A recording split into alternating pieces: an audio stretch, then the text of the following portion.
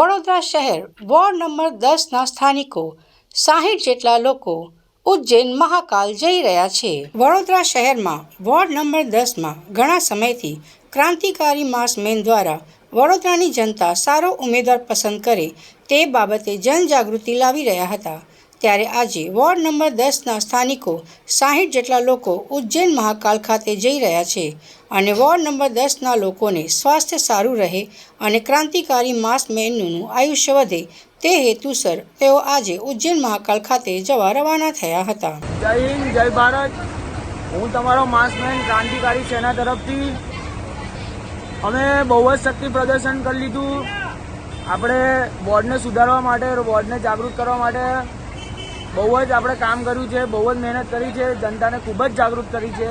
આ એમાંથી એક જનતા 60 જણની જનતા છે જે મહાકાલ જે સરકાર છે, આપણી મેન સરકાર મહાકાલ સરકાર છે। જેમ મામા કહેતા હતા આપણને કે તારું એડી ચોટીનું જોડ લગાવી લેજે તું, આપણા એડીનું તો ચોડ લગાવી લીધું જે તમે જોયું છે શક્તિ પ્રદર્શન।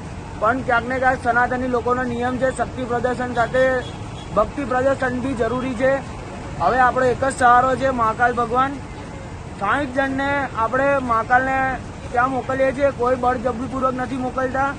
એમને બધી જ ખબર હોવા છતાં આપણે એમને મોકલીએ છીએ। એ લોકો આપણા વિસ્તારની સુખાકારી માટે અને ભાણિયાની જિંદગી આગળ ને આગળ સારી રહે એના માટે એ લોકો મારી જોડે જોડાયા છે અને એ લોકોએ સામેથી મને કીધું છે કે અમે તમારા માટે મહાકાલના ત્યાં દર્શન કરવા જઈશું અને એમને કહીશું કે આપણો વિસ્તાર, વોર્ડ અને તમારું આયુષ્ય ખૂબ જ સારું રહે એના માટે આ છેલ્લો પ્રયાસ હતો, ભક્તિ પ્રદર્શન। મહેરબાની કરીને જનતા હજુ કહું છું જાગી જજો।